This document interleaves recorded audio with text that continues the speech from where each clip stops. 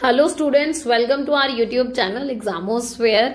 उम्मीद है आप सब बहुत बढ़िया होंगे। एंड ये हमारी सेकंड सीरीज चल रही है ग्रेजुएशन वाले स्टूडेंट्स की। होप अब तक आप सभी अवेयर हो गए होंगे constitutional values and fundamental duties जिसका नाम है। और ये बेसिकली वीएसी वाले जो स्टूडेंट्स हैं उनके लिए है ना। तो मतलब ये सभी स्टूडेंट्स के पास नहीं होगी ऑब्वियसली, बट सेमेस्टर 1 में जिन भी स्टूडेंट्स ने इसको चूज किया होगा सो उनके पास होगी। तो इसको थोड़ा सा ध्यान से फॉलो अप करना। इसकी प्रॉपर प्लेलिस्ट बनी हुई है, सो आप वहां से इसको फॉलो अप कर सकते हो, राइट। एक से सो बेसिकली आपकी प्लेलिस्ट बनी हुई है, आप इसकी प्लेलिस्ट अलग से देख सकते हो जिसके अंदर जो इसकी और वीडियोज हैं वो अपलोडेड हैं। बाकी इसको कंटिन्यू करेंगे, सिलेबस पूरा हो जाएगा, so don't worry about this. And इसके अलावा एक और चीज थी, पब्लिक एडमिनिस्ट्रेशन इन इंडिया की हमारी सेकेंड यूनिट तक कंप्लीट हो चुका है। अब उसकी थर्ड यूनिट हम बहुत जल्दी डाल देंगे, उस पे काम चल रहा है अभी हमारा। सो प्लेलिस्ट में वो ऐड हो जाएगी। तो आप लोग जिनके पास पब्लिक एडमिनिस्ट्रेशन इन इंडिया है, बीए फर्स्ट ईयर वाले जो स्टूडेंट हैं, वो जरूर चेकआउट कर लें इसको। प्लेलिस्ट में बहुत इजीली आपको मिल जाएगा, ठीक है। मोस्ट इंपॉर्टेंट बात, टेलीग्राम ज्वाइन करना ना भूलें, क्योंकि टेलीग्राम के थ्रू ही आपको सारी अपडेट मिलती है, राइट। ये आपका चैनल का नाम है एग्जामोस्फेयर बीए ग्रेजुएशन। इसका लिंक डिस्क्रिप्शन में मिल जाएगा, सो वहां से आप डायरेक्टली ज्वाइन कर सकते हैं। इसके अलावा आपको पता है नोट्स हो गया आपका, कोई पीडीएफ हो गया, कोई लेटेस्ट अपडेट हो गई, वो सारी की सारी आपको टेलीग्राम चैनल पे मिल जाती है। इसके अलावा एक और चीज थी कि कोई भी आपका ऐसा होता है, वही मतलब सेम चीजें बार बार रिपीट करते हुए टाइम वेस्ट ही लगता है, बट स्टिल जो बच्चे नए जुड़ते हैं उनके लिए ये चीज बोलनी पड़ती है कि आपको सारा जो मटेरियल है जो ऑलरेडी डिलीट भी हो जाता है वो आपको टेलीग्राम से इजीली मिल जाता है। Okay, so do join Telegram channel. इसके अलावा लाइक शेयर एंड सब्सक्राइब कर देना कि हर स्टूडेंट को हेल्प हो जाए, क्योंकि सब तक ये चैनल नहीं पहुंच पाएगा अगर आप लोग शेयर नहीं करोगे, राइट। तो बहुत जरूरी है कि आप लोग शेयर कर दो इसको, कि सबको हेल्प हो जाए, है ना। जैसे आप परेशान हो रहे हैं ऐसे और भी तो स्टूडेंट्स परेशान हो रहे हैं ना, तो बस उनको हेल्प करने के लिए वी वांट की वाली चीज हो जाए, राइट। बाकी भाई आपको बताइए, सब्सक्रिप्शन का हमारा ऑलमोस्ट 500 के टारगेट के हम काफी करीब पहुंचते जा रहे हैं day by day, just because all of you. So बहुत बहुत थैंक यू आप सभी को सपोर्ट बनाए रखने के लिए। बाकी वही भाई लाइक वाइक करते चलना टाइम से, ठीक है, मेरा मोटिवेशन बढ़ता रहेगा। अच्छा, एक और बात बतानी थी आप लोगों को। आज हम लोग जो the constitution of India and introduction है बेसिकली, इसका हम पार्ट 2 करने वाले हैं। इंट्रोडक्शन इसका ऑलरेडी वी हैव डन हो चुका है ना। जिन्होंने नहीं देखा तो वो जाकर फटाफट से वहां से फॉलो करेंगे, प्लेलिस्ट से आपको इजीली अवेलेबल हो जाएगा। एंड उसके बाद इसको फॉलो करना कि वो लिंक बन जाएगा। डायरेक्टली देखोगे तो हो सकता है कि चीजें ना समझ में आए, ठीक है।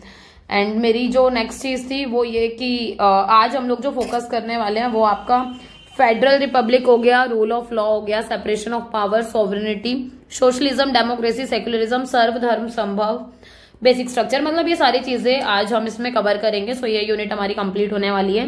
जो हिंदी वाले स्टूडेंट है वो देख लें जरा, वही संघीय गणराज्य के बारे में पढ़ोगे आप। कानून का शासन किस तरीके से चलता है, शक्तियों का पृथ्वीकरण, मतलब वो विभाजन होता है ना आपका 3 लेवल पर, वो हम इसमें देखेंगे। संप्रभुता देखोगे, समाजवाद देखोगे, लोकतंत्र, धर्मनिरपेक्ष, सर्वधर्म संभव और मूल संरचना, ठीक है। सो इसके बारे में अपन सारा डिस्कस करेंगे। सो तैयार हो जाओ मस्त आराम से, ठीक है। बाकी बीच बीच में क्वेश्चन पूछती चलूंगी। और एक और चीज मुझे 2 आईडी के लिए अनाउंस करना था। एक्चुअली 2 स्टूडेंट्स हैं जिन्होंने लास्ट वाली जो वीडियो थी उसके ऊपर कमेंट किया। एक तो शिवाय शुक्ला करके है, आई गेस मैं नाम सही प्रोनाउंस कर रही हूँ, सॉरी अगर सही नहीं प्रोनाउंस किया तो, है ना। और एक आईडी है स्टोन गोल्ड 27 करके। ये दोनों स्टूडेंट, वो पंचायत वाला इन लोगों ने टॉपिक किया था, और उसका वो जो पूरा कॉन्स्टिट्यूशन अमेंडमेंट कब हुआ, मतलब संविधान का संशोधन कब हुआ, कौन से पार्ट में है, कौन सी अनुसूची है, मतलब शेड्यूल है, वो सारा इन बच्चों ने लिखा था कमेंट में। So all the very best. और इसी तरीके से और भी बच्चे कमेंट करो, सो दैट कि आप लोग ना, मतलब मेरा कोई मोटिव नहीं है इसमें, सिर्फ इतना सही मोटिव है कि आप लोग वो लिखते हो तो आपको वो चीज, आपका ब्रेन डबल प्रोसेस करता है और आपको वो चीज याद रह जाती है ना। तो बस यही मोटिव था। बाकी इसी तरह और बच्चे भी मोटिवेट होंगे आप लोगों से। So thank you so much. बाकी अपना टॉपिक स्टार्ट करते हैं। फेडरल रिपब्लिक बेसिकली संघीय गणराज्य, है ना। देखो फेडरल का मतलब आप लोगों को ये तो समझ में ही आता है कि हम जब फेडरलिज्म की बात करते हैं, संघीय की बात करते हैं, कि हम क्या करते हैं, अपने यहाँ पर डिवीजन करते हैं, है ना। जैसे आपके यहाँ सेंटर है ना, सेंटर के साथ साथ आप स्टेट में डिवीजन करते हो पावर का, कि इक्वली पावर डिस्ट्रीब्यूट हो जाती है, कि इक्वली आपको जैसे यहाँ पर पीएम होंगे तो यहाँ सीएम होंगे आपके, राइट। और इसके अलावा काम करने की जो पावर होती है वो काफी हद तक डिवाइडेड होती है, ठीक है। एक चीज और थी कि इंडिया ने जो कॉन्सेप्ट है वो कहाँ से लिया है। वैसे ये चीजें आप लोगों को पता होनी चाहिए थी, हमारी 11th क्लास में हम पढ़ते हैं, है ना, कि कौन सी कंट्री से हमने क्या लिया है। अगर पता है तो जाओ कमेंट करो फटाफट से कि किस कंट्री से लिया है बेसिकली, है ना, कि हमें पता हो कि हमने कौन सा पार्ट किस कंट्री से लिया है। तो बेसिकली आप ये बताओगे मुझे कि फेडरलिज्म वाला कॉन्सेप्ट हमने किससे लिया है। तो इंडिया ने बोरो किया है इसको कनाडा से, देखा जाए तो, है ना। ये इसलिए बता दिया, बहुत सारे बच्चों को नहीं पता होगा, है ना, जिनको पता होगा अब तक लिख चुके होंगे, ठीक है। अच्छा, इसके अलावा जो ये फेडरेशन का कॉन्सेप्ट है ऑस्ट्रेलिया और यूनाइटेड स्टेट में भी काफी है। आप देखोगे कि हमारा जो है भारत के संविधान का जो है वो कनाडा का जो फेडरेशन है, मतलब कनाडाई संघ से काफी मिलता जुलता है। सो इस चीज को ध्यान में रखोगे थोड़ा सा। एक चीज और थी कि कैनेडियन मॉडल पर आधारित है, ये तो हमें पता लग ही गया, बट अब आप एक चीज देखोगे कि हमारे यहाँ पर ना बिल्कुल एग्जैक्ट ना फेडरलिज्म नहीं है, हमारे यहाँ पर ना कॉजी फेडरलिज्म है ना। सो इस चीज को थोड़ा सा याद रखोगे क्योंकि बहुत सारे स्टूडेंट को नहीं पता होता। इसको बोल देते हैं अर्ध संघवाद। एक्चुअली इसमें क्या होता है कि आपने स्टेट को पावर तो दी हुई है बट इतनी ज्यादा पावर नहीं दे रखी। जैसे आपके ऑस्ट्रेलिया का एग्जांपल हो तो ऑस्ट्रेलिया में ऐसा है कि आपके स्टेट को और ज्यादा पावर है कंपैरेटिवली, है ना, जबकि हमारे यहाँ पर स्टेट को उतनी ज्यादा पावर नहीं है क्योंकि स्टेट को कोई अगर बहुत काम करना है अपने मतलब एक लेवल से ऊपर जाकर तो उसको कहीं ना कहीं परमिशन लेनी पड़ेगी सेंट्रल की। जबकि अमेरिका में आप देखोगे तो वहां पर कोई ऐसा नहीं है क्योंकि वहां सेपरेशन चलता है अलग अलग, तो वहां फेडरलिज्म है प्योर। हमारे यहाँ पर क्या है, कॉजी फेडरलिज्म है जिसको अर्ध संघवाद कहते हैं। थोड़ी सी एडिशनल इन्फॉर्मेशन थी जस्ट फॉर नॉलेज, है ना, तो इसको थोड़ा सा ध्यान रखना। इसके अलावा आप देखोगे कि इंडिया में डुअल सेट ऑफ गवर्नमेंट है। हमें पता है कि हमारे यहाँ सेंटर और स्टेट, मतलब बेसिकली केंद्र और राज्यों के बीच में सत्ता का बंटवारा होता है, ठीक है, ये बात हम सबको पता है। इसके अलावा इसके बारे में कहाँ दे रखा है, देखो कुछ कुछ नई नई चीजें मिलती जाएंगी। सो नोट्स में लिखते जाना है इस चीज को, राइट, कि हमारे यहाँ ये 7वीं अनुसूची में, मतलब 7th शेड्यूल में आपकी पावर का डिवीजन दे रखा है कि आपको अलग अलग लेवल पर इसको बांटा हुआ है। पर 7th शेड्यूल में कितने आपके स्टेजेस दे रखे हैं, बेसिकली 3, मतलब 3 लिस्ट दे रखी है, 3 सूचियां दे रखी हैं, सेंट्रल, स्टेट और कॉन्करेंट।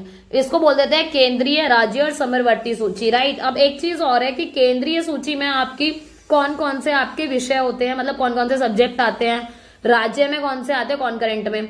ये चीजें हम लोग को पता होनी चाहिए, नहीं पता तो कभी टाइम लगेगा तो उसके लिए एक सेपरेट वीडियो बनाएंगे सो दैट आप लोग को पता चले। बट एक चीज बतानी थी, सेंट्रल का मतलब तो समझ में आ गया, जो भी केंद्र सरकार के अंडर होगा वो अपने काम करेगी। राज्य स्टेट वाला समझ में आ गया, बट कॉन्करेंट क्या है बहुत सारे बच्चों को नहीं पता होगा। वैसे बहुत सारे बच्चों को ऐसा भी हो सकता है नाम सुना सुना सा लग रहा होगा बट वैसे नहीं याद आ रहा होगा।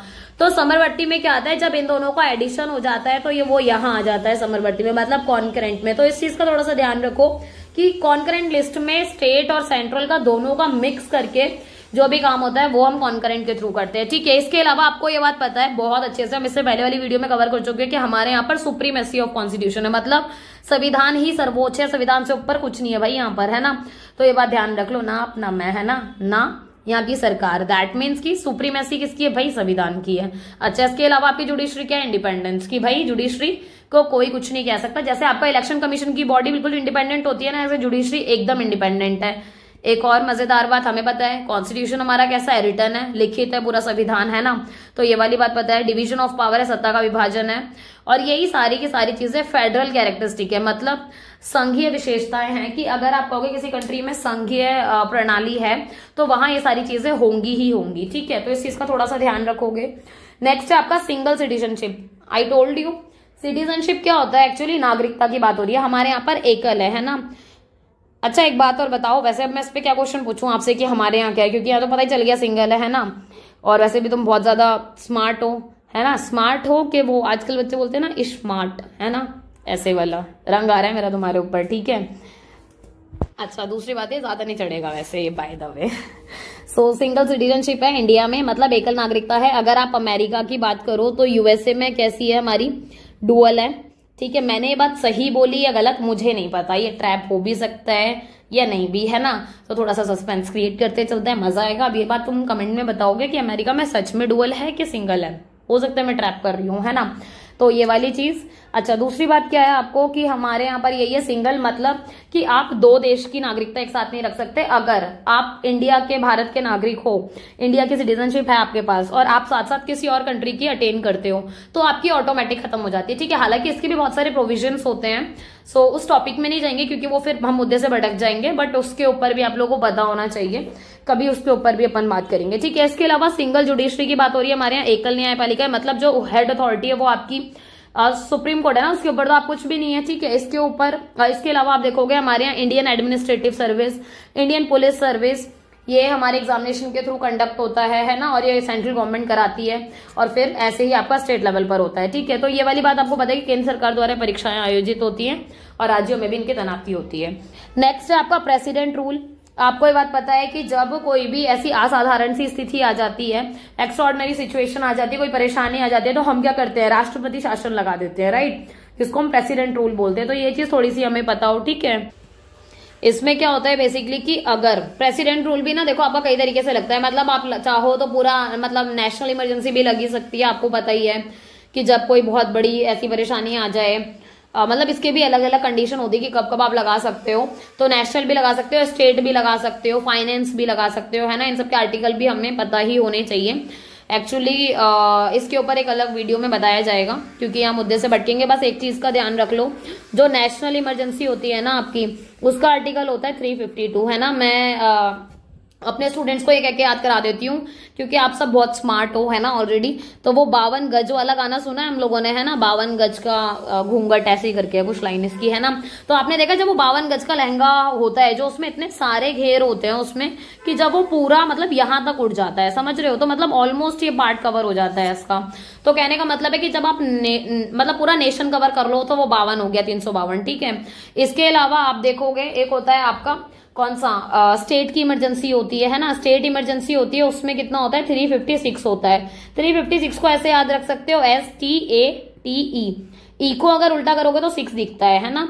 और दूसरी बात क्या है, 1 2 3 4 5, ये 5 अल्फाबेट्स है, तो 56 ऐसे। नहीं तो मेरे जो स्टूडेंट्स हैं वो कुछ मेरे से भी 4 उंगल ज्यादा हैं, उन्होंने मुझे खुद एक और ट्रिक दे दी, मैं उन्हें ट्रिक बता रही थी, वो मैं अभी आपको बताऊंगी, ठीक है। और एक है फाइनेंस वाली, है ना। फाइनेंस वाली में क्या होता है, जब वित्तीय परेशानी आ जाए, आपातकाल आ जाए, तो ये है 360, मतलब जब बिल्कुल जीरो अंडा हो जाए ना, तब आप ये लगाते हो, ठीक है। बट जो मेरे स्टूडेंट हैं उन्होंने मुझे खुद एक नई ट्रिक दी, वो मैं आप लोगों को शेयर कर देती हूँ। 52, 56, 60, 4 साल का अंतर है। अगर 52 वाली याद रह गई तो आप अगली दोनों भी याद रख सकते हो इस तरीके से, जैसे उन बच्चों ने याद रखा हुआ है, ठीक है। तो ये वाली चीज थोड़ा सा ध्यान रख सकते हो। इसके अलावा अगर आप लोगों को भी कोई और ऐसी चीजें पता हो तो you can do comment, so that कि आपकी ये बात सब तक पहुंचाई जाए, जैसे इन लोगों की पहुंचाई गई, मेरे महान बच्चों की, है ना। अच्छा, दूसरी बात क्या है, वैसे तो आप सब भी मेरे ही हो, ऐसी बात नहीं है ना, वरना कल को बोलो कि मैम आप तो पार्शियलिटी करते हो, तो वो वाली गड़बड़ नहीं है, पहले ही बता दूं। चलो आगे बढ़ते हैं, ठीक है। सो ये वाली चीज हुई। आपको पता है कि जैसे कांग्रेस के टाइम पर भी इमरजेंसी लगी थी 1975 में, है ना। हमारी एक बहुत ही पॉपुलर लीडर थी, उसका नाम भी आप ही मुझे बताओगे, उसका नहीं एक्चुअली उनका बोलना चाहिए वैसे तो, है ना। सच में तुम लोग का असर आ रहा है, बहुत ज्यादा गड़बड़ हो जाएगी। तो उनका नाम आप लोग कमेंट करेंगे कि किनके टाइम में 1975 में आपकी इमरजेंसी लगी थी, ये बात पता हो। इसके अलावा आप देखोगे कि ये जितनी भी चीजें हैं, जैसे जनता गवर्नमेंट के टाइम पर हमने देखा कि 9 स्टेट में डिसमिस हो गई थी आपकी गवर्नमेंट। तो जब किसी स्टेट में ऑलरेडी गवर्नमेंट होती है और वो डिसमिस हो जाए किसी भी रीजन से, मतलब कि सरकार गिर जाए एक तरीके से, है ना, तो वहां पर भी क्या होता है, वहां पर भी आपका राष्ट्रपति शासन लग जाता है, प्रेसिडेंट रूल लग जाता है। तो इस चीज का थोड़ा सा ध्यान रखेंगे। नेक्स्ट है आपका constitutional bodies like central finance commission. आपको पता है कि आपकी बहुत सारी बॉडीज बनाई गई थी, है ना, ये अलग से बनाई जाती हैं, जैसे सेंट्रल फाइनेंस कमीशन। इसके अलावा इसको बोल देते हैं संवैधानिक निकाय केंद्र। इसके अलावा allocation of resources and taxation between. देखो जो भी आपके रिसोर्स होते हैं, मतलब संसाधन होते हैं, ठीक है, कराधान होते हैं, इनका अवबाटन करना, मतलब इनका बंटवारा करना पड़ेगा आपको। तो कुछ चीजें केंद्र के पास रहेंगी और थोड़ी थोड़ी सी केंद्र को, स्टेट्स को भी तो देनी पड़ती है, क्योंकि ये पार्ट है हमारा, ठीक है। तो आप इन सबको भी बांटते हो, तो ये वाली चीज भी देखी जाती है। और बेसिकली कुल संसाधनों का केवल 30% जो है वो शेयर किया जाता है, ठीक है। इसके अलावा प्लानिंग कमीशन। प्लानिंग कमीशन पहले एग्जिस्ट करता था, है ना, जिसको आज के टाइम पर हम क्या बोल देते हैं, नीति आयोग बोल देते हैं। और नीति आयोग की जो स्थापना है वो कब हुई थी, आप सबको जरूर से पता होगी, क्योंकि हम 12th में ऑलरेडी पढ़ के आ चुके हैं। नहीं पता ना तो सही में एक थप्पड़ लगा लो मेरी साइड से प्लीज, मतलब चाहे प्यार से ही लगा लो, पर लगा लो, जरूरी है, क्योंकि ये चीज पता होनी चाहिए, ठीक है। और अब से ध्यान रखना, ठीक है, कि प्लानिंग कमीशन का ही रिप्लेसमेंट है नीति आयोग, ठीक है। इसको पॉलिटिकल थिंक टैंक बोल देते हैं, और ये एक्स्ट्रा कॉन्स्टिट्यूशनल बॉडी है, ठीक है। ये बहुत जरूरी है आज के टाइम पर और बहुत स्ट्रांगली वर्क कर रही है, ठीक है। तो इसको सेंट्रल गवर्नमेंट ने अपॉइंट किया, मतलब केंद्र सरकार इसको लेकर आई। और एक और चीज है कि इसमें क्या होता है, वही कि जो भी एलोकेट करते हैं रिसोर्सेज को, जो भी संसाधन है वो केंद्र और राज्य के बीच होता है। जो नीति आयोग है ना, वो अकेला 70% कंट्री के जो संसाधन है ना उनकी देखभाल करता है कि कहाँ कैसे क्या होगा, ठीक है। तो नीति आयोग काफी कहते हैं ना स्ट्रांगली वर्क करता है। ठीक है, तो ये चीज पता होनी चाहिए। और हिंदी वाले स्टूडेंट बस इतना ध्यान रख ले, प्लानिंग कमीशन को योजना आयोग बोलते हैं, तो योजना आयोग का नाम बदलकर या फिर कहते हैं कि बॉडी बदल गई है ना, योजना आयोग थी पहले, अब क्या हो गई, नीति आयोग आ गई। ठीक है, जो कि आएगा 1 जनवरी 2015 को। इसके अलावा इंडिया एक रिपब्लिक है। रिपब्लिक का हम सबको पता है कि हम एक गणतंत्र है। हमारे यहाँ पर जो हेड होते हैं हम उसको इलेक्ट करते हैं, राइट। जैसे कुछ कंट्री ऐसी है जहां पर क्या होता है, जैसे ब्रिटेन है, वहां पर हेरिडिटी वन है, मतलब कि जैसे अगर कोई ये लीडर है ना, तो इन्हीं का ही जो बेटा है वो नेक्स्ट लीडर बनेगा। आ रही है बात समझ में, बेटा बेटी जो भी होगा वो ही नेक्स्ट लीडर बनेगा इस पोस्ट पर सेम। तो ये होता है हेरिडिटी वाला, जो वंशानुगत है, मतलब आप ही का वंश आगे बढ़ेगा। ठीक है, जबकि हमारे भारत जैसे गणतांत्रिक देश है, हमारे यहाँ पर क्या होता है कि हम क्या करते हैं, अपने मुखिया को चुनते हैं। तो हमारे यहाँ कोई ऐसा नहीं होता कि हेरिडिटी वाली चीज फॉलो होती है। नेक्स्ट है आपका रूल ऑफ लॉ, मतलब कानून का शासन। आपको ये पता है कि हमारे यहाँ पर जैसे हमने पढ़ा कि हमारे यहाँ पर सुप्रीमेसी किसकी है, तो हमारे यहाँ पर जैसे आप बोलते हो ना, हमारे यहाँ पर सुप्रीमेसी किसकी, कॉन्स्टिट्यूशन की, मतलब संविधान की, राइट। तो ऐसे ही संविधान के अंदर जो है हमारे यहाँ लॉ, मतलब अब संविधान में ही लॉ दे रखा है और उसी के तहत हम काम करते हैं। तो हमारे यहाँ पर सर्वोच्च कौन है, कानून सर्वोच्च है ना, कि कानून की सर्वोच्चता है, कानून से ऊपर कुछ भी नहीं है। दूसरी बात क्या है कि जो गवर्नमेंट है ना, गवर्नमेंट लॉ के द्वारा, मतलब कानून के आधार पर चलती है, ना कि पुरुषों के आधार पर। इस चीज का ध्यान रखोगे। एक बहुत पॉपुलर थिंकर है आपके एवी डाइसी, बड़ा पॉपुलर नेम है, कोशिश करना अपने आंसर में यूज करने का। सही बता रही हूँ, बहुत एक नंबर आंसर की क्वालिटी बढ़ेगी। तो इनकी किताब का नाम था the law of the constitution. इन्होंने अपनी थ्योरी दी थी जिसमें इन्होंने बताया कि जो गवर्नमेंट है उसके जो मतलब वो गवर्नमेंट जो है वो काम करे किसके सिद्धांत पर, कानून के सिद्धांत पर, ना कि इंसान के सिद्धांत पर। तो इन्होंने 3 मेजर पिलर बताए थे। तो कौन कौन से 3 स्तंभ बताए थे वो एक बार देख लो।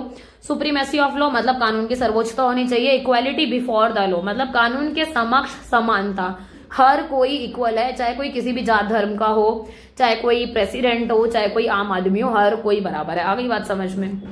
इसके अलावा pre dominance of the legal spirit, ये भी डाइसी ने ही दिया, मतलब कानूनी भावना है ना, कि कानूनी भावना की प्रधानता है, कि चाहे कुछ भी करोगे जो कानून में लिखा है वही फॉलो करना पड़ेगा हमें। ठीक है, सो ये चीजें जरा डालना आंसर में, बढ़िया बनेगा आंसर। ठीक है, सुप्रीमेसी ऑफ लॉ, कानून की सर्वोच्चता। अब देखो ये वाली बात मैंने आपको बताई कि all individual including government official, मतलब कि एक आम नागरिक हो, चाहे कोई भी सरकारी नौकरी का बंदा हो, मतलब कि चाहे आपकी ये जो 4 ग्रुप की पोस्ट होती है ना, group A B C D, group A वाले आपके ऑफिसर वाले रैंक वाले हो गए है ना, बी वाले भी ऑफिसर में काउंट हो जाते हैं। तो कहने का मतलब ये कि ये जो ए बी वाले जो लोग हैं या जितने भी लोग हैं, चाहे आप सरकारी में किसी भी पोस्ट में हो, आप सब भी, हम आम नागरिक भी, चाहे कोई ठेला लगा रहा है वो भी, मतलब हर कोई बंदा है ना, सबके लिए जो है कानून जो है वो समान है और कोई कानून से ऊपर नहीं है। कल को अगर प्राइम मिनिस्टर आके कह दें हमारे, या फिर प्रेसिडेंट आकर हमारी ये कह दें कि भाई नहीं आप मेरी बात सुनो, कानून में लिखा है वो छोड़ो, नहीं, ऐसा कभी नहीं होगा। हमेशा आपका कानून ऊपर रहेगा। इसीलिए कानून की सर्वोच्चता दिखाई कि सरकारी अधिकारी या सभी व्यक्ति कानून के अधीन हैं, कोई इससे ऊपर नहीं है। इसके अलावा आप एक और चीज देखोगे, it donate the countries legal dominance. ये क्या करता है, कंट्री का लीगल डोमिनेंस और एब्सोल्यूट पावर स्टैब्लिश करता है। दैट मीन्स कि हमारे यहाँ पर एब्सोल्यूट पावर किसकी है, पूर्ण शक्ति किसकी है, कानून की है। तो कानून का प्रभुत्व है, कानून सभी पर लागू होता है। ठीक है, और एक और चीज है, चाहे जो नागरिक ना हो यहाँ का। दैट मीन्स कि अगर कोई फॉरेनर यहाँ आ रहा है, यहाँ आके रह रहा है, तो कानून हम उसके ऊपर भी लागू कर दे। ऐसा नहीं कि कोई फॉरेनर है तो हम उसको अलाउ कर रहे हैं। कि हमारे यहाँ अगर मेट्रो में ये वाली बात है, जब हमारी चेकिंग होती है तो हम लोगों को पता है कि हम में से कोई भी हथियार नहीं ले जा सकता मेट्रो में। तो चाहे कोई फॉरेनर भी आएगा, भले उसकी कंट्री में अलाउ हो कि आप उस हथियार को रख सकते हो, तो बट आपको अलाउ नहीं करेंगे हम मेट्रो में, क्योंकि हमारे यहाँ रूल है। तो कानून सबके ऊपर लागू होता है। ठीक है, ये एक बेसिक एग्जाम्पल था जस्ट समझने के लिए। नेक्स्ट है आपका इक्वालिटी बिफोर द लॉ, मतलब कि कानून के समक्ष समानता। आपको पता है कि सारे इंडिविजुअल इक्वल हैं कानून की नजरों में। ठीक है, और बेसिकली चाहे आपकी कोई भी सामाजिक स्थिति हो, कोई भी आपका सोशल स्टेटस हो, मतलब चाहे आप पे कितना ही पैसा हो, चाहे आप पे बिल्कुल पैसा ना हो, कोई फर्क नहीं पड़ता कानून को।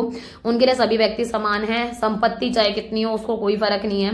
ठीक है, हर कोई कानून अधिकार का हकदार है, मतलब लीगल राइट सबको मिलेंगे। और सुरक्षा का अधिकार, मतलब हकदार हर किसी को है कि अगर आपको as a PM, as a CM, हम वैसे वाली जो सिक्योरिटी देते हैं, मैं उसकी बात नहीं कर रही हूँ, मैं नॉर्मल सिक्योरिटी की बात कर रही हूँ कि अगर आप यहाँ पर सर्वाइव करते हो बिल्कुल सिक्योर होकर, तो ऐसे ही आम आदमी भी सिक्योर होकर सर्वाइव करने का करता है। ठीक है, दूसरी बात क्या है कि हमारे यहाँ पर क्या है, जो एडमिनिस्ट्रेड है वो क्या है, जस्ट एंड फेयर मैनर में है, मतलब कि निष्पक्ष और उचित तरीके से कार्य किया जाता है प्रशासन का। ऐसा कुछ नहीं है कि निष्पक्ष तरीके से कोई कार्य होता है या अनफेयर तरीके से, कुछ ऐसा नहीं होता, सब कुछ निष्पक्ष तरीके से होता है। इसके अलावा आप देखोगे हमने अपने आर्टिकल में, हमारे संविधान में राइट टू इक्वालिटी ये दे रखा है, मतलब बेसिकली समानता का अधिकार है ना, जिसका जो राइट है आर्टिकल मतलब अनुच्छेद 14 से 18 के बीच में, जिसमें बताया है कि equality before law, equal protection of law prohibition, मतलब कानून के समक्ष समानता है, कानून का समान संरक्षण है किस किस के बिहाफ पर, of discrimination on ground of caste, colour, creed, sex, religion, मतलब आप किसी भी जाति के, रंग, पंथ, लिंग, धर्म कोई भी हो, आपका कोई कैसा भी भेदभाव नहीं किया जा सकता, कैसा भी। तो इस चीज का बड़ा ध्यान रखेंगे। इसके अलावा आप एक चीज और नोटिस करेंगे, एक एक एग्जांपल और मैं इन लोगों का बता दूं आपको कि आपको और थोड़ा सा थॉट क्लियर हो जाए आपका। जैसे कानून की सर्वोच्चता की बात हुई है ना, हमने देखा कानून सर्वोपरि है, तो यहाँ बताया एक एग्जाम्पल देकर कि चाहे कोई भी लीडर हो, मतलब चाहे प्रेसिडेंट हो, चाहे प्राइम मिनिस्टर हो, अगर उसने करप्शन किया है या उसने कोई भी गलती की है, कोई भी गुनाह किया है, जैसे आम आदमी को सजा मिलेगी ना, ऐसी उनको सजा मिलने वाली है। इसलिए पता चलता है कि कानून सबसे ऊपर है, आपकी कोई पोस्ट काम नहीं आने वाली यहाँ पर। ठीक है, कानून के समक्ष सब समान है, मतलब कि आप चाहे आपने अगर आरोप किया, ठीक है, या नहीं किया, आपको ये बात पता है कि हाँ भाई सुनवाई सबको अधिकार है। मतलब मान लो आपने नहीं किया क्राइम, बट आपके ऊपर एलिगेशन लगाया जा रहा है, मतलब झूठा इल्जाम लगाया जा रहा है, फिर भी आपको अपना पक्ष रखने का मौका दिया जाएगा। ठीक है, ये है हमारे यहाँ पर कि आपको सब इक्वली ट्रीट करेंगे, मतलब आपको लीगल रिप्रेजेंटेशन मिलेगा, सेम लीगल राइट मिलेंगे जैसे कि नॉर्मल इंसान को मिलते हैं। ठीक है, तो इसके एग्जाम्पल थे, तो थोड़ा सा आपको और ईजी हो जाएगा ये चीज समझने में। नेक्स्ट है सेपरेशन ऑफ पावर, मतलब अधिकारों का विभाजन। ये आपको पता है कि हमारे यहाँ सेवरल ऑर्गन्स में, मतलब कई अंगों में शक्तियों का विभाजन किया हुआ है हमने, है ना। इंडिया में आप देखोगे separation of functions is practice rather than separation of power, मतलब हम फंक्शंस को वो करते हैं, मतलब हमारे यहाँ पर क्या होता है, शक्तियों के पृथकीकरण के बजाय यहाँ क्या किया जाता है, कार्यों का पृथकीकरण किया जाता है, मतलब हमारे यहाँ फंक्शंस का सेपरेशन है और instead of separation of powers का। ठीक है, मतलब प्रैक्टिकली अगर सोचा जाए तो। ठीक है, फ्रेंच के एक फिलोसफर थे मॉन्टेस्क्यू, ये नाम भी बड़ा पॉपुलर है, तो इसको थोड़ा सा ध्यान रखेंगे। इन्होंने अपनी book the spirit of law, ये सच में इंपॉर्टेंट है, लिख लेना आंसर में, बढ़िया बन जाएगा आंसर।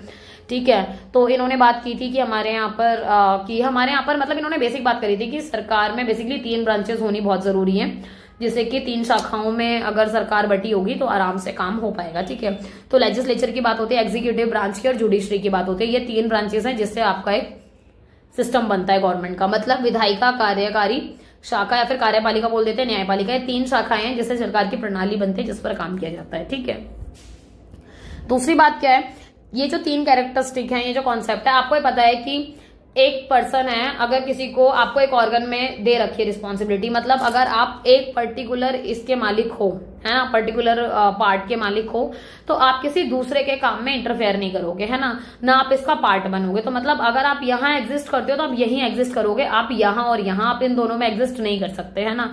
तो इस वाली बात को समझो कि सबके अपने अपने अलग अलग काम है, मतलब जुडिशरी का अलग काम है, एग्जीक्यूटिव का अलग है, लेजिस्लेटिव का अलग है। ऐसा नहीं हो सकता कि जो कार्यपालिका है वो कल को मतलब न्यायपालिका में बैठकर न्याय करने लग जाए, ऐसा नहीं होगा बिल्कुल भी, है ना। तो एक दूसरे को इफेक्ट नहीं करते, ये प्रभाव नहीं डालते एक दूसरे के काम पर जल्दी से। ऑल्दो इसके ऊपर डिबेट चलती रहती है बहुत सारी कि एक दूसरे के काम में थोड़ा सा इंटरफेरेंस हो जाता है, वो एक अलग टॉपिक है, तो उसके ऊपर कभी और बात करेंगे। और अभी बस इतने में अपने पॉइंट्स को मार्क कर लेना। इसके अलावा सिद्धांत का अर्थ, डॉक्ट्रिन का क्या मतलब है ना, वो ये कह रहे हैं कि हमेशा एक चांस होता है, there are always more chance bad administration. आपको पता है प्रशासन हमेशा अच्छा नहीं होता, वो रूल है ना, 100% कुछ नहीं होता, वो वाली बात है कि 100% एडमिनिस्ट्रेशन बुरा नहीं होता, 100% गुड भी नहीं होता, राइट। तो एडमिनिस्ट्रेशन में मतलब प्रशासन में बेसिकली या सत्ता में क्या होता है, करप्शन आ ही जाता है, नेपोटिज्म आ जाता है, अब्यूज ऑफ पावर आ जाता है। नेपोटिज्म समझते हो, भाई भतीजावाद, मतलब मैं अगर लगी हुई हूं तो मैं कोशिश करूंगी अपने भाई को भी, अपने भतीजे को भी, मतलब अपने फैमिली मेंबर्स को लाने की कोशिश करूंगी सेम मतलब फील्ड में, या फिर सरकार की चीजों में घुसाने की कोशिश करूंगी कि हाँ भाई इनका भी कुछ परमानेंट इंतजाम हो जाए, ये सारी चीजें, इसको बोलते हैं नेपोटिज्म। करप्शन आप लोगों को पता ही है बेसिकली किसकी बात हो रही है करप्शन में, मतलब ये जो हम घूसखोरी की या भ्रष्टाचार की बात करते हैं, ठीक है। अब्यूज ऑफ पावर मतलब आप जब सत्ता का दुरुपयोग करते हो, है ना, ये सारी की सारी चीजें बढ़ जाती हैं जब अथॉरिटी किसी एक के हाथ में होती है। मतलब अगर एक ही बंदा है, ये आपने लीडर बना दिया, ठीक है, ये हमारे मेन लीडर, अगर इन्हीं के पास सारी अथॉरिटी है तो ये पक्का ही मिसयूज करेगा। और ऐसे में क्या होता है कि ये वाली जो सरकार है वो ज्यादा चल नहीं पाती, अथॉरिटेटिव बोल देते हैं इसको, है ना, वो बड़ा गड़बड़ हो जाता है हिसाब किताब। इसलिए बोला जाता है कि जो डेमोक्रेसी है मतलब जो लोकतंत्र है वो हमेशा प्रोटेक्ट करती है हमें डिक्टेटरशिप से, क्योंकि ये डिक्टेटर की तरह काम करेगा कि भाई मैं ही मैं हूं, मेरे आगे किसी की नहीं चलेगी, ठीक है। जबकि डेमोक्रेसी क्या होती है, डेमोक्रेसी तो बनी ही लोगों से होती है, तो वो तो वैसे ही नहीं चलने देंगे किसी की अपने आगे, ठीक है। तो बहुत जरूरी है कि तानाशाही से बचने के लिए लोकतंत्र बहुत ज्यादा जरूरी है, ठीक है। नेक्स्ट है आपका Indian constitutional status of power separation. India का आप देखोगे तो आपको ये बात बहुत बार पता है कि 3 ऑर्गन्स में हमारे फंक्शन डिवाइडेड है, मतलब 3 अंगों के कार्यों में उल्लेखित है हमारी ये सारी चीजें। कुछ हमारे कॉन्स्टिट्यूशन के आर्टिकल्स भी है जो एडवोकेट करते हैं सेपरेशन ऑफ पावर को, मतलब कुछ ऐसे अनुच्छेद है जैसे आपको पता लगेगा कि शक्तियों का पृथकीकरण भी है ना, तो वो चीज हम देखते हैं। सो आर्टिकल 50 है इसमें, this provision required the state to keep the executive and judicially branches apart, मतलब वो कह रहे हैं अनुच्छेद 50 के अंतर्गत क्या है कि राज्य को कार्यपालिका और न्यायपालिका व्यवस्था बनाए रखने की आवश्यकता है, मतलब वो सेपरेट अलग अलग तरीके से, मतलब इंटरफेयर ना हो, कार्यपालिका अपना कार्य करे, न्यायपालिका अपना, एक दूसरे के काम में इंटरफेयर ना करें। जैसे कि अगर कोर्ट में कोई केस चल रहा है तो ऐसा ना हो कि बैठकर ये कोई नया कानून बना दे न्यायपालिका, है ना, तो ये वाला काम इनका नहीं है। इनका काम है सिर्फ अगर कोई संविधान के अंतर्गत कोई काम नहीं हो रहा है या कोई कानून सही नहीं है तो उसको नलीफाइड कर देंगे, उसको खत्म कर देंगे, पर बनाने का काम आपका नहीं है, राइट। सो इस तरीके थोड़ा सा सेपरेशन चले। इसके अलावा 2 आर्टिकल बड़े इंपॉर्टेंट है, 121 और 211, है ना, ऐसे कर लो, इस 2 को बेचारे को उठा के आगे ले आए हम, ये 11 हो गए, है ना, 211, है ना। तो इस चीज को थोड़ा सा याद रखोगे, दोनों आर्टिकल मिलते जुलते सही है, 121, 211। इसमें क्या हुआ, लेजिस्लेचर को प्रोहिबिट किया गया from discussing the action of जज ऑफ द सुप्रीम कोर्ट और हाई कोर्ट, मतलब बोला ये गया कि जो विधायिका है ना उनको कोई अधिकार नहीं है, उनको प्रतिबंधित किया हुआ है कि आप न्यायाधीशों के कार्यों के बारे में कोई चर्चा नहीं करोगे, आपको कोई अधिकार नहीं है कि आप इनसे रिलेटेड, इनके काम से रिलेटेड कोई भी चर्चा करो, ठीक है, तो वो इसमें दिया हुआ है। इसके अलावा आप देखोगे only in the event of impeachment are they able to do this, मतलब अगर इम्पीचमेंट का प्रोसेस है, मतलब महाभियोग अगर लगाया गया तब तो आप कर सकते हो ये वाला कार्य, क्योंकि महाभियोग की प्रक्रिया ही ऐसी होती है कि उनको इन्वॉल्व करना ही पड़ेगा हमें, राइट, तो तब आप कर सकते हो, अदरवाइज आप अलाउड नहीं हो, ठीक है। इसके अलावा सेम बात कि आपका आर्टिकल 361, अनुच्छेद 361 क्या करता है, राष्ट्रपति मतलब प्रेसिडेंट और राज्यपाल मतलब गवर्नर को कानूनी कार्यवाही से छूट प्राप्त कराता है, मतलब ये कि इनको आप इमीडिएटली अरेस्ट नहीं करोगे, इनको थोड़ा सा नोटिस देकर प्रेयरली तब वो वाली चीज की जाती है, राइट। इसके अलावा एक और चीज है specific provision, the various organs impose check on one another as part of a system of check and balance, मतलब ये चेक एंड बैलेंस समझ रहे हो, जांच और संतुलन की प्रणाली, मतलब कि आपके पास विशिष्ट प्रावधान है कि आप एक दूसरे के काम की जांच कर सकते हो, है ना, बैलेंस करने के लिए कि काम ठीक ठाक चल रहा है या नहीं। तो मतलब ये जो आपके ऑर्गन्स हैं उसके बीच में बात हो रही है कि हम एक दूसरे के काम को चेक कर सकते हैं, सिर्फ किस लिए कि काम बैलेंस रहे, संतुलन बना रहे।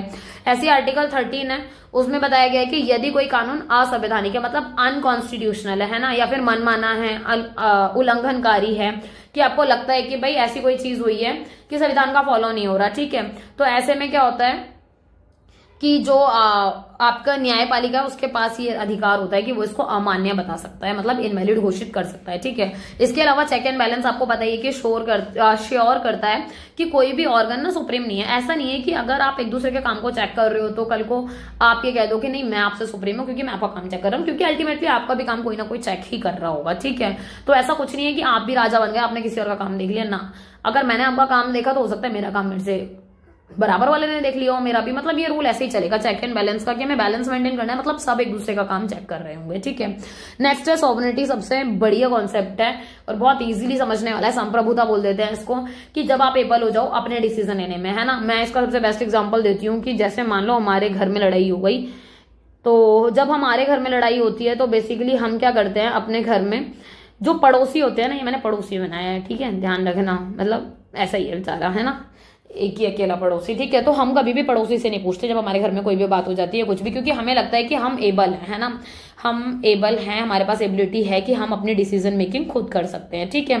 तो बेसिकली बात होती है सॉवरेनिटी मतलब संप्रभुता, मतलब जब आपके पास खुद से डिसीजन मेकिंग पावर हो, आप अपने फैसले खुद ले सकते हो, तो उसकी बात आती है इसमें। और एक और चीज है कि हमारे यहाँ पर डेमोक्रेसी है इंडिया में, ठीक है, और हमारे यहाँ सॉवरेनिटी है, दैट मीन्स कि हमारे यहाँ सुप्रीम कौन है, पीपल, तो लोग सुप्रीम है और लोगों के पास ही ये पावर है कि वो किस तरीके से अपने फैसले ले सके। तो इंडिया इसीलिए सॉवरन है, संप्रभु है, सत्ता लोगों के पास है और वही सर्वोच्च है। ठीक है, ये वाली बात समझ में आ गई होगी कि मेरे घर में लड़ाई हुई तो भैया मुझे अड़ोसी पड़ोसी की जरूरत नहीं है, मैं खुद फैसले लेने को सक्षम हूँ, एबल हूँ। ठीक है, दूसरी बात क्या, इनिशियल वर्ड में हमारे प्रियम्बल में भी तो लिखा हुआ है we the people of India, है ना, मतलब हम भारत के लोग। तो सबसे पावरफुल कौन हुए, हम, मतलब लोग सर्वोच्च है यहाँ पर, है ना, पीपल सुप्रीम है। तो इस चीज का ध्यान रखोगे कि जो संविधान में शक्ति भी है ना, तो शक्ति भी किससे है, लोगों से ही है, लोगों ने ही उसको प्रदान किया है, लोगों से ही है वो पावर। ठीक है, सो इस चीज को थोड़ा सा ध्यान रखेंगे हम, बेसिक है बट कई बार नहीं पता होता तो पता होना चाहिए। आपको पता है इंडिया एक रिपब्लिकन कंट्री है, हमारे यहाँ हेड जो इलेक्ट होता है, बात पहले भी हमने पढ़ ली है, और हमारे यहाँ पर ब्रिटेन की तरह हेरिडिटी नहीं चलती है। ठीक है, नेक्स्ट है आपका सोशलिज्म, मतलब समाजवाद। समाजवाद की बात हो रही है, मतलब कि ये जो वर्ड है ना, ये हमारे कॉन्स्टिट्यूशन में पहले था नहीं, इसको हमने ऐड किया है। तो 42nd कॉन्स्टिट्यूशन अमेंडमेंट 1976, मतलब 42वें संविधान संशोधन अधिनियम 1976 के द्वारा इसको संविधान में ऐड किया गया है। तो इस बात का थोड़ा सा ध्यान रखेंगे। कौन सा वर्ड है, समाजवाद, इंग्लिश में है सोशलिज्म। एक बात और है कि ये बहुत वेग है, मतलब थोड़ा सा अस्पष्ट है, थोड़ा सा कॉन्ट्रोवर्शियल है ये वाला वर्ड है, क्योंकि वैसे देखा जाए तो मतलब इसके ऊपर एक अलग ही डिबेट चलती है, बट बहुत मेजर बात देखी जाए तो सोशलिज्म में आपको पता है कि ये सोशल वेलफेयर के लिए बहुत ज्यादा वर्क करते हैं। ठीक है, जबकि आपको पता है कि कोई भी कंट्री खाली सोशलिज्म पर वर्क नहीं कर सकती। कोई कंट्री जैसे इंडिया में मिक्स्ड है ना, मतलब हमने दोनों ही एस्पेक्ट अपना रखे हैं, सोशलिज्म के भी और साथ साथ कैपिटलिज्म के भी, क्योंकि हमें दोनों ही चीजें ऐड करनी होगी तभी हम डेवलप कर सकते हैं, राइट। तो इस चीज का थोड़ा सा ध्यान रखें। इसके अलावा एक बात और है, एक एंगल ऐसा है इसका, मतलब एक दृष्टिकोण से अगर देखो तो जो ये वर्ड है, जो ये थ्योरी है सोशलिज्म की, वो दिखाती है कि कोई प्राइवेट ऑनरशिप नहीं होनी चाहिए। ठीक है, बट ये एडवोकेट करती है कि अगर कोई ऑनरशिप है भी तो उसका जो मीन ऑफ प्रोडक्शन है, मतलब कि आप बेसिकली जो भी आपके उत्पादन के संसाधन है या साधन है, कैपिटल मतलब पूंजी हो गई, लैंड, प्रॉपर्टी, भूमि, संपत्ति, इन सब की वकालत करता है कि ये सबके लिए हो, एज अ होल कम्युनिटी, मतलब मालिक कोई एक ना हो, यहाँ पर पूरी की पूरी कम्युनिटी का हो सब कुछ, है ना। तो ये उसकी बात करता है कि यहाँ पर ये सबको, समाज को साथ लेके चलने की बात करता है। तो कोई भी आपका या मेरा या तुम्हारा नहीं होगा, यहाँ पर क्या होगा, हम सबका होगा। तो वो वाली चीज हो गई। बट अब देखा जाए तो कॉन्ट्रोवर्शियल इसीलिए बोल देते हैं, हमने वैसे इसको ऐड किया हुआ है। पर 1991 में आपको पता है पीएम नरसिम्हा राव के टाइम पर आपने एलपीजी रिफॉर्म्स को किया था ना, ये सारे भी अपने 12th में पढ़ के आए होंगे, है ना, लिबरलाइजेशन, प्राइवेटाइजेशन एंड ग्लोबलाइजेशन, ये यहाँ लिखा है हिंदी वाले। वैश्वीकरण आपका ग्लोबलाइजेशन हो गया, निजीकरण प्राइवेटाइजेशन हो गया, और लिबरलाइजेशन उदारीकरण हो गया। हमने इसको भी अपनाया है, ये एक तरफ है ना। तो ये हमारी नई इकोनॉमिक अर्थव्यवस्था है, मतलब नई इकोनॉमिक पॉलिसी है। तो इसकी वजह से थोड़ा सा कॉन्ट्रोवर्शियल रहता है, बट ऑल्दो हमारे लिए तो दोनों ही चीजें इंपॉर्टेंट है, तभी हम डेवलप कर सकते हैं बढ़िया तरीके से। तो इस चीज को भी ध्यान में रखेंगे। नेक्स्ट है डेमोक्रेसी, प्रजातंत्र, या फिर इसको क्या बोलते हैं हम, लोकतंत्र बोलते हैं। लोकतंत्र मतलब लोगों का शासन, लोगों की सरकार। आपको पता है प्रेम्बल में बात डिक्लेयर की गई है कि इंडिया एक डेमोक्रेटिक स्टेट है, मतलब लोकतांत्रिक राज्य है। इसके अलावा जो यहाँ पावर है वो लोगों से है, तो पॉलिटिकल पावर कौन शेयर करता है, लोग। ठीक है, लोग ही एक्सरसाइज भी करते हैं, अपने रिप्रेजेंटेटिव को भी कौन चूज करते हैं, लोग ही चूज करते हैं। क्योंकि आपको पता है जब वोट होते हैं तो हम ही जाते हैं ना, भक्के लाइन में लग के मस्त, भैया हमारा भी देख दो, मस्त लेके जाते हैं आपका वोटर ID कार्ड। आप में से कुछ लोगों ने दिया होगा वोट, नहीं दिया होगा तो अब एलिजिबल हो जाओगे, आ रहे हैं इलेक्शन, जाना मस्त, फिर बढ़िया फोटोज खींच के भेजना। ठीक है, और अपने रिप्रेजेंटेटिव को चूज करना। ठीक है, सो ये भी हमारी बहुत बड़ी रिस्पॉन्सिबिलिटी है और हमारे पास ये पावर होती है, इसीलिए क्योंकि आप जिसको वोट देके जाते हो, तभी तो कहते हैं कि एक वोट की बड़ी कीमत है ना। तो इस चीज का ध्यान रखा जाता है कि आप अपने प्रतिनिधियों को खुद चुनते हो वोट के थ्रू। दूसरी बात क्या है, यूनिवर्सल एडल्ट फ्रेंचाइज, है ना। इस वर्ड से हम सभी रूबरू होंगे। सार्वभौमिक वयस्क मत अधिकार बोल देते हैं इसको। ठीक है, और इंडिया में ये इंडियन कॉन्स्टिट्यूशन के टाइम पर ही, जिस टाइम हमारा कॉन्स्टिट्यूशन अडॉप्ट हुआ, हमने इसको तुरंत अडॉप्ट कर लिया। एक चीज और है कि हमारे यहाँ पर कितनी उम्र है, 18 ईयर, राइट, कि 18 से आप ऊपर हो जाओगे तो मस्त आप वोट देने के लायक हो सकते हो, मतलब आप सब बड़े हो गए, है ना, वोट देने लायक हो गए तो, है ना। पर माँ बाप के लिए छोटे ही हो, कभी बन जाओ नेता अपने आप में, है ना, थम जाओ। दूसरी बात क्या है, एक और बात थी जो मोस्ट इंपॉर्टेंट है, जो हम सबको पता होनी चाहिए थी, कि हमारे यहाँ पर ना 2 तरीके से इलेक्शंस होते हैं, एक डायरेक्ट होता है, इनडायरेक्ट होता है ना। जो इनडायरेक्ट होता है वो होता है सिंगल ट्रांसफरेबल वोटिंग सिस्टम के थ्रू होता है। इसमें आपके प्रेसिडेंट, वाइस प्रेसिडेंट और मेंबर ऑफ राज्यसभा को चूज किया जाता है। एक और आपका तरीका होता है FPTP बोल देते हैं इसको, फर्स्ट पास्ट दी पोस्ट सिस्टम, है ना। इसमें क्या होता है, बेसिकली ये लोकसभा के आप इलेक्शन में यूज करते हो, लेजिस्लेटिव असेंबली के इलेक्शन में यूज करते हो। तो ये चीजें हमें पता होनी चाहिए और ये चीजें पता होंगी, हम NCERT में खूब अच्छे से पढ़ के आते हैं इनको। ठीक है, दूसरी बात क्या है, इंडिपेंडेंट इलेक्शन कमीशन होते हैं आपके, क्योंकि आपको पता है इलेक्शन कमीशन की बॉडी बिल्कुल इंडिपेंडेंट है, मतलब इससे ऊपर कुछ नहीं है और ना ही किसी की सुनती है, इनकी अपनी अलग सरकार चलती है, अलग सरकार चलती है, मतलब कि इनके रूल रेगुलेशन जो भी हैं सबको फॉलो करने पड़ते हैं, सबको, ठीक है। तो इनकी जिम्मेदारी रहती है कि इलेक्शन फ्री और फेयर कराएं, मतलब कि एकदम निष्पक्ष और स्वतंत्र चुनाव कराने की जिम्मेदारी किसकी है? आपकी। ये जो आपका इलेक्शन कमीशन है, इसको हिंदी में क्या बोल देंगे यार, इलेक्शन कमीशन को देख लेना आप लोग, है ना, जो भी बोलेंगे। अच्छा, दूसरी बात क्या है कि एक चीज और थी इसमें, चुनाव आयोग बोलते हैं वैसे, है ना, मैं भी मानी नहीं ढूंढे बिना, तो चुनाव आयोग बोल देते हैं कि चुनाव आयोग के पास ही जिम्मेदारी रहती है कि वो स्वतंत्र और निष्पक्ष चुनाव कराए। दूसरी बात क्या है कि डेमोक्रेसी, आपको बताइए, बोली गई थी इंडिया के लिए, भाई बहुत जनों ने बात बनाई थी कि भाई पॉसिबल नहीं है, बड़ा मुश्किल हो जाएगा इंडिया जैसे लोकतांत्रिक देश में, मतलब इतना ज्यादा डाइवर्सिटी है यहाँ पर, इतनी विविधताएं हैं, कैसे कराओगे इलेक्शन। बट हकीकत बात ये थी कि हमने बहुत सक्सेसफुली इलेक्शन कराए, ठीक है। तो 51 में शुरू हुआ, 52 में खत्म हुए हमारे इलेक्शन, और बहुत ही अच्छे से कंडक्ट कराए, ठीक है। तो बहुत सफलतापूर्वक एक एग्जाम्पल सेट किया इंडिया ने, तो ये भी एक लोगों की वैसे ही पॉसिबल हो पाया, ठीक है। नेक्स्ट है आपका सेक्युलरिज्म एंड सर्वधर्म संभव। अब देखो, जो सेक्युलरिज्म टर्म है ना, ये वेस्टर्न वाली टर्म है, ठीक है, और ये सर्वधर्म संभव, ये तो हमारी खुद की, वो कहते हैं ना, हमारे पुराने जो वेदों में, हमारे शास्त्रों में ये वर्ड्स बहुत यूज हुआ है ना, ये वर्ड्स नहीं, वर्ड है ना, तो ये वर्ड बहुत ज्यादा यूज हुआ है, और इससे आप मतलब पढ़ोगे तो समझ में आएगा कि क्या है क्या कॉन्सेप्ट नहीं है, ठीक है। देखो, आपको पता है ब्रिटिश इंडिया के टाइम पर इंडिया डिवाइड हुआ, मतलब ब्रिटिश भारत के टाइम पर भाई विभाजन हुआ सबसे ज्यादा धर्म के आधार पर, तभी तो इंडिया और पाकिस्तान 2 देश हो गए, क्योंकि धर्म वाला पंगा हो गया। अगर धर्म वाला इशू नहीं आता, या मतलब ब्रिटिशर्स हमारे मन में ऐसे डिफरेंस नहीं लेके आते, तो कभी पाकिस्तान नहीं बनता। पाकिस्तान आपको पता है इस्लामिक स्टेट बना, और इंडिया आपको पता है कि यहाँ पर ये सेक्युलर कंट्री बना, राइट। सेक्युलर कंट्री समझ रहे हो ना, जहां पर क्या है, धर्म निरपेक्ष है, मतलब कई धर्म शामिल है, मतलब नॉट एनी सिंगल रिलीजन। यहाँ बहुत सारे हैं, जैसे आप देखोगे हिंदू, इस्लाम, क्रिश्चियनिटी, सिख, बुद्ध, जैन, पारसी, मतलब हिंदू, इस्लाम, हिंदू, मुस्लिम, ईसाई, सिख, बुद्ध, जैन, पारसी, मतलब ये तो सेम ही है, इसको क्या हिंदी में पढ़ा मैंने, ठीक है। तो आप ये देखोगे कि ये वाली चीज है। और एक और चीज है, ओरिजिनल जो कॉन्स्टिट्यूशन है ना, वहां भी ये चीज दिखती है कि आपका जो कॉन्स्टिट्यूशन, आपका जो संविधान है वो सेक्युलर है, मतलब धर्म निरपेक्ष है, किसी एक के ऊपर हम फोकस नहीं करते। और इसके लिए हमने अनुच्छेद दे रखे हैं पूरे 25 से लेकर 28, जिसमें हमारी पूरी डिटेल्स मिलती हैं। इसके अलावा आप देखोगे इंडिया परमिट करता है लोगों को, इंडिया खुद अलाउ करता है अपने लोगों को कि भाई आप जिस भी रिलीजन से हो, आप कोई भी रिलीजन की प्रैक्टिस कर सकते हो। आपको लगता है कि मुझे कोई और धर्म अपनाना है, भैया आप फ्री हो, आराम से मस्त जाओ धर्म अपना, कोई जोर जबरदस्ती नहीं कर सकता आपसे, बात का ख्याल रखना, वो फिर गलत हो जाएगा, इलीगल हो जाएगा, राइट। बट आप अपनी मर्जी से कोई धर्म परिवर्तन करना चाहो तो आप शौक से कर सकते हो। इसके अलावा आप अपने धर्म का प्रचार प्रसार बहुत इजीली कर सकते हो, पर शांति से, है ना।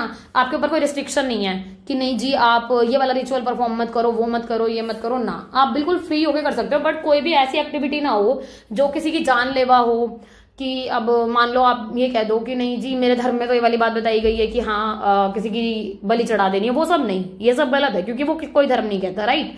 तो कोई भी ऐसी एक्टिविटी जो शांतिपूर्ण हो, वॉयलेटफुल काम ना हो जिसमें, ठीक है।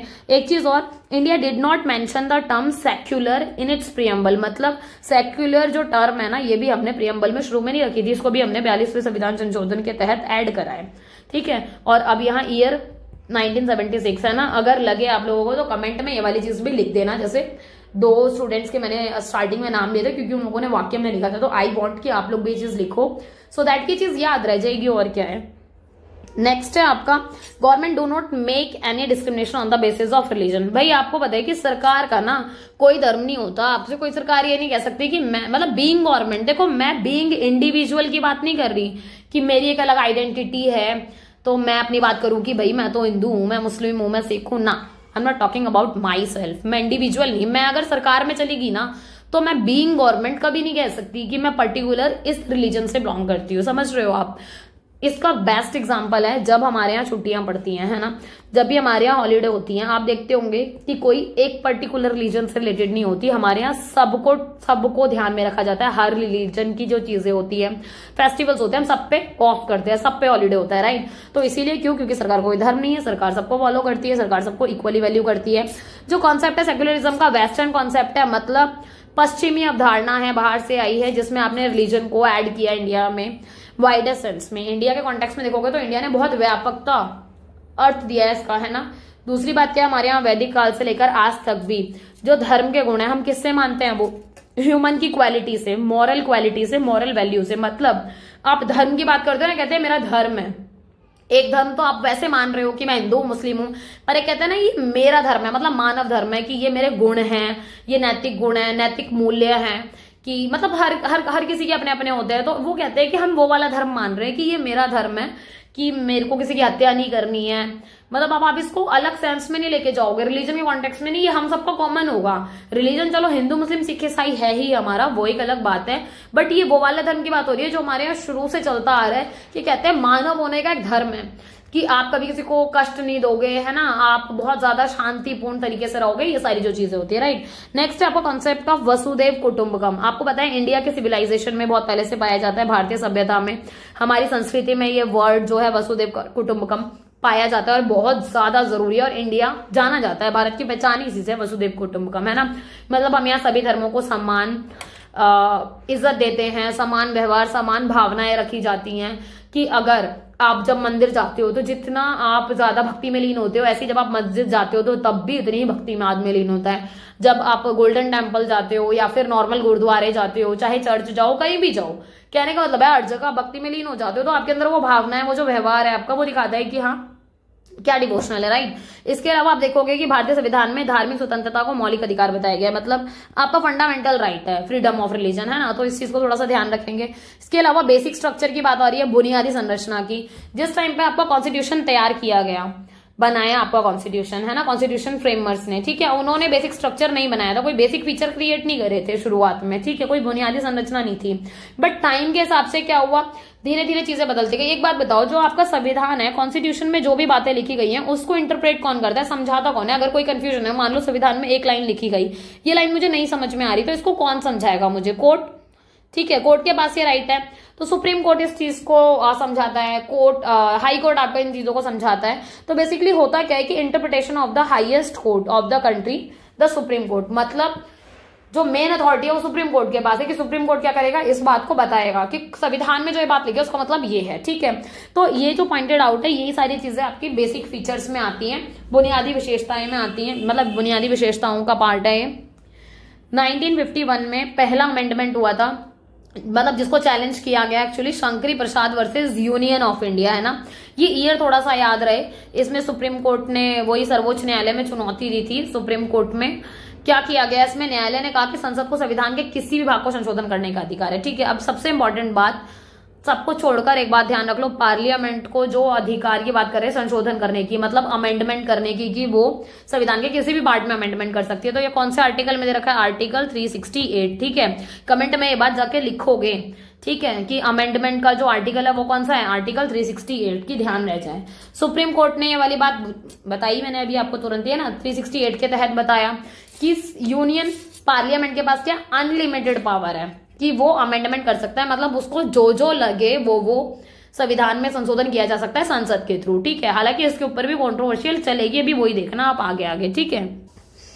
नेक्स्ट है आपका जैसे 3 और अमेंडमेंट हुए, 1st, 4th और 17th, है ना। इसको भी चैलेंज किया गया, कौन से केस में, Golaknath versus state of Punjab 1967, है ना। देखो भाई, मैंने तो ऐसे याद रखा था अपने टाइम पे, गोला, पहले ना गोला 6-7 रुपए में मिल जाता, जिसकी अब कीमत बहुत ज्यादा हो रही है। और 19 तो ऐसे याद रख लो कि इंडिपेंडेंस के बाद की बात हो रही है, तो 90s में ही होगा, 19s में ही, तो 6-7 रुपए का गोला मिल जाता था। तो गोलकनाथ से गोला याद रख लो कि 6-7 रुपए, है ना। तो एक केस ऐसे याद रह जाएगा, पंजाब, स्टेट ऑफ पंजाब के साथ था। इसमें भी बताया कि अकॉर्डिंग टू आर्टिकल 368 पार्लियामेंट के पास अमेंडिंग पावर है। बट अब यहाँ देखो, यहाँ ना ध्यान रखना, आप धीरे धीरे नोटिस करते हैं ना, यहाँ बोला अनलिमिटेड पावर है, असीमित है, जितनी मर्जी संशोधन करो। फिर यहाँ क्या बोल दिया गया इस वाले केस के तहत कि भैया लिमिटेड पावर है, मतलब संसद के पास संशोधन करने की शक्ति तो है पर बड़ी सीमित है, ऐसा नहीं है जितना मर्जी कर सकते हैं, ठीक है। थोड़ा सा वेरिएशन आया। अब आ जाओ अगला, इंदिरा गांधी ने प्रपोज किया 24 और 25 अमेंडमेंट इन्होंने कराया। 24वें अमेंडमेंट में क्या था आपका कि पार्लियामेंट को ट्राई किया to resolve the dispute between article 13 और 368, क्योंकि आर्टिकल 13 में क्या था आपका, वही कि भाई जो भी आपका संविधान के तहत कोई वो ना हो, मतलब कोई भी रूल रेगुलेशन ना तो उसको नलिफाइड कर सकते हैं, ठीक है। 368 में वही पार्लियामेंट का अमेंडमेंट की पावर आ गई, मतलब संसद के पास जो भी संशोधन की पावर है उसकी बात आ गई, ठीक है। 25वें में क्या हुआ, इन्होंने बोला parliament made it clear that fundamental right are subordinate to directive principle, मतलब ये बात क्लियर कर दी गई कि जो मौलिक अधिकार है वो नीति निर्देशक तत्व के अधीन है ना। तो अब ये दोनों बात हुई। अब बात क्या होती है, आप ये चीज नोटिस करोगे कि यहाँ फिर और नए विवाद उठ के आते हैं। ये जो दोनों अमेंडमेंट है, कौन से 24 और 25 है ना, ये जो इंदिरा गांधी के टाइम पर हुए है ना, इनको चैलेंज किया गया कौन से केस में, केशवानंद भारती केस में, स्टेट ऑफ केरला के साथ। ठीक है, और ये केस कब का है आपका, 24 अप्रैल 1973। ठीक है, तो 73 का केस है ये। इसमें क्या डिसाइड किया गया, सुप्रीम कोर्ट की बेंच ने, सुप्रीम कोर्ट की बेंच में भी कितने लोग थे, 13 जजेस थे। 13 जजेस की बेंच बैठी थी, जिसमें से 7 और 6 की मेजोरिटी से डिसीजन आया। मतलब 7 लोग थे वो एक बात पे टिके हुए थे और 6 लोग एक बात पे टिके हुए थे। और बात किसकी मान्य होगी, जो मेजोरिटी में होगी, जो ज्यादा होगी, है ना। तो उन्होंने क्या बोला कि पार्लियामेंट के पास ना अमेंडिंग पावर है, और किस आर्टिकल के अंडर है, अंडर आर्टिकल 368। बात तो मैं बताई थी पहले से, ये कौन सी नई बात बताई भाई। पर नई बात ये है इसमें, it can amend any part of constitution including preamble and fundamental right. मतलब इसमें ये बात बता दी गई केशवानंद भारती बनाम केरल राज्य वाले केस में कि जो आपकी संसद है ना, वो क्या कर सकती है, प्रस्तावना और मौलिक अधिकारों सहित संविधान के किसी भी भाग में संशोधन कर सकती है। मतलब अब तक ना प्रस्तावना और मौलिक अधिकार के बारे में बात नहीं करी थी, बस ऐसे ही बताया था लिमिटेड है, अनलिमिटेड पावर है, ये वो, बट अब अलग से इन्होंने कोट कर दिया, तो इस चीज का थोड़ा सा ध्यान रखेंगे। ठीक है, इसके अलावा इट कैन नॉट अब्रिज और damage the basic structure of the constitution. अब ये वाली बात हुई कि जो मूल संरचना है ना, उसको आप क्षतिग्रस्त नहीं कर सकते। मतलब आप अमेंडमेंट तो करोगे, कुछ भी अमेंडमेंट होगा आप सुप्रीम कोर्ट में जाके चैलेंज करो। ठीक है, क्योंकि फाउंडिंग फादर कौन है आपके, सुप्रीम कोर्ट है। क्योंकि कोई भी बात होती है, संविधान में कुछ भी लिखा होता है, कौन इंटरप्रेट करता है, समझाता कौन है, आपको सुप्रीम कोर्ट समझाते हैं। ठीक है, तो वही प्रोटेक्टर भी है संविधान के।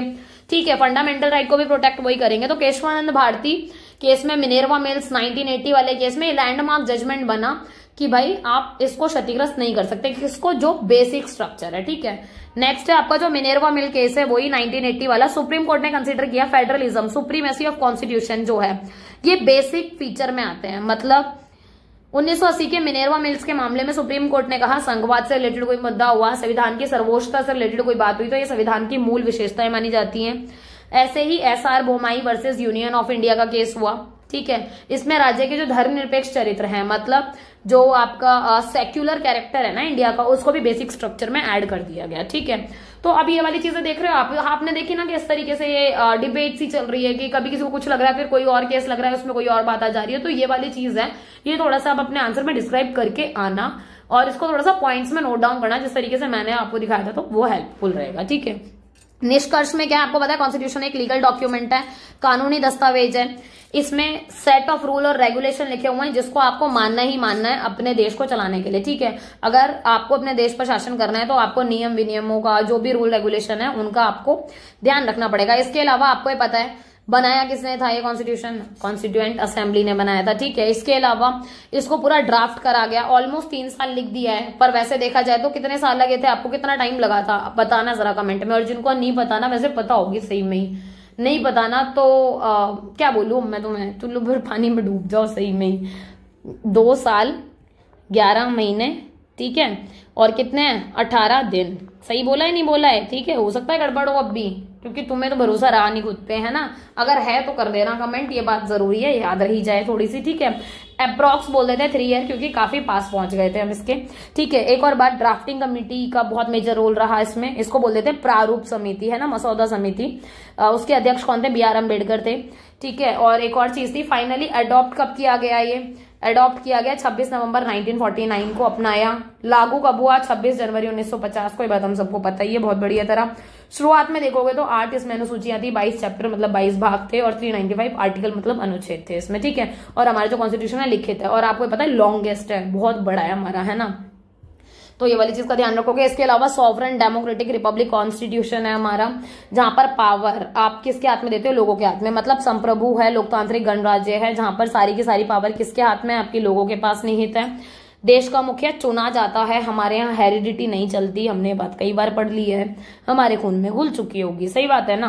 दूसरी बात क्या है, सोशलिस्ट और secular were not part of the preamble. शुरुआत में सोशलिस्ट सेक्युलर नहीं था, हमने ध्यान किया कि ये कौन से अमेंडमेंट में आया, कौन से संविधान संशोधन में आया, 42वें संविधान संशोधन में इसको जोड़ा गया 1976 में। ठीक है जी, नेक्स्ट है आपका बेसिक स्ट्रक्चर जो था, हमें पता है कि रिटन कॉन्स्टिट्यूशन है, लॉन्गेस्ट है मतलब लिखित है, सबसे लंबा है। यूनिटरी स्टेट है मतलब एकात्मक राज्य की प्रणाली है। फेडरल गवर्नमेंट है मतलब संघीय सरकार है हमारे यहाँ पर। सोशलिस्ट स्टेट है, समाजवादी चलता है हमारे यहाँ। धर्मनिरपेक्ष राज्य है, सारे धर्म आराम से रह रहे हैं, बढ़िया खूब, ठीक है। फंडामेंटल राइट है, मौलिक अधिकार दे रखा है। डीपीएसपी बोल देते हैं, directive principle of state policy, मतलब राज्य के नीति निर्देशक सिद्धांत दे रखे हैं हमने। मौलिक कर्तव्य हम सबको पता है। फंडामेंटल ड्यूटी, ये बात आप लोगों को जरूर पता होनी चाहिए, फंडामेंटल ड्यूटी भी शुरुआत में था नहीं, यहाँ पे कॉन्स्टिट्यूशन में आपने ऐड करा है ये, ठीक है। और ये वाली बात बताना जरा, कौन से संविधान संशोधन के तहत किया है ना, मतलब कौन से अमेंडमेंट के तहत किया है, पता हो तो मान ही जाऊं, सही में ही मान जाऊंगी हकीकत में ही। जिस बच्चे ने ये वाली बात का जवाब दिया ना उसका नाम सबसे पहले लूंगी, ठीक है। इसके अलावा सॉवरेन डेमोक्रेटिक रिपब्लिक, संप्रभु लोकतांत्रिक गणराज्य, सुप्रीमेसी ऑफ कॉन्स्टिट्यूशन, हमें पता है भाई सबसे सर्वोच्च कौन है, हमारा संविधान है। कॉम्प्रोमाइज किया गया parliamentary supremacy and judicial review, ये वो वाली बात है जो अभी आप पढ़ते हुए आ रहे थे ना कि कभी यहाँ कुछ बात हो गई, कभी कुछ बोल दिया गया कि किसी के पास कुछ पावर है, कभी बोलते हैं पार्लियामेंट के पास पूरी पावर है, कभी बोलते नहीं नहीं लिमिटेड है, रुक जाओ, है ना। तो वो वाली चीजें है ना। सोशलिस्ट स्टेट की बात हो गई क्या कि आपका बेसिकली न्यायिक समीक्षा है। समाजवादी, सोशलिस्ट स्टेट को बोलते हैं समाजवादी राज्य, राइट। सेक्युलर कैरेक्टर है आपके स्टेट का, राज्य धर्मनिरपेक्ष है एकदम, लोकल सेल्फ गवर्नमेंट है, पंचायती राज वाला कॉन्सेप्ट है।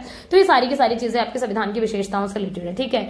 ये हुआ आपका पार्ट 1 खत्म, पार्ट 2 खत्म। दैट मीन्स की जो यूनिट 1 है इसकी हो गई हमारी समाप्त, ठीक है। नोट मेकिंग बहुत बढ़िया कर लेना, भली वीडियो रोक रोक के करनी पड़े जैसे भी, ठीक है। साथ ही साथ इसको रिवीजन कर लेना, मोस्ट इंपॉर्टेंट है, ठीक है। और जो भी कमेंट वाली चीजें बोलिए ट्राई करना कि उसको कमेंट कर दो, क्योंकि ये मोस्ट इंपॉर्टेंट चीजें आपको काफी हेल्प करेंगी, ठीक है। एंड अगर कोई भी डाउट होता है तो डू कमेंट। कई बार ऐसा होता है कि फ्लो में स्लिप ऑफ टंग हो जाता है ना, कि बोलना कुछ और होता है निकल कुछ और जाता है कभी कभी। तो अगर कुछ ऐसा होगा तो आप लोग कमेंट करो, उस चीज को ध्यान में रख के आपके डाउट्स क्लियर किए जाएंगे, बिल्कुल, ठीक है। बाकी लाइक शेयर एंड सब्सक्राइब तो कर ही देना, प्लेलिस्ट में सब कुछ मिल जाएगा आराम से, तो कोई टाइम फोड़ने की जरूरत नहीं है ढूंढने की वीडियोस को, राइट। इसके अलावा thank you so much last तक बने रहने के लिए। सब्सक्राइब तो तुम कर ही दोगे मुझे पता ही है, मेरे सारे लाडले लाडली सब समझदार है ना। तो इस चीज का ध्यान रखना, छोटू सा टारगेट हमारा, ठीक है। और इसके अलावा मिलते हैं नेक्स्ट वीडियो में। और मैं ट्राई कर रही हूँ कि मैं जितना जल्दी कर सकूँ कोर्स कंप्लीट करूँ, आप लोग भी ट्राई करो कि साथ साथ इनको देखते हुए चलो और खत्म करते जाओ, क्योंकि टाइम बहुत कम है, ठीक है। बाकी दिवाली बिल्कुल पास आ चुकी है, सो पढ़ाई के साथ साथ अपनी थोड़ी थोड़ी सी तैयारी करते रहना। पॉल्यूशन बहुत है तो अपना बहुत ज्यादा ख्याल रखना, ठीक है। ओके चलो ठीक है, मिलते हैं नेक्स्ट वीडियो में। बाय बाय, तब तक के लिए पढ़ते रहो, आगे बढ़ते रहो, बाय।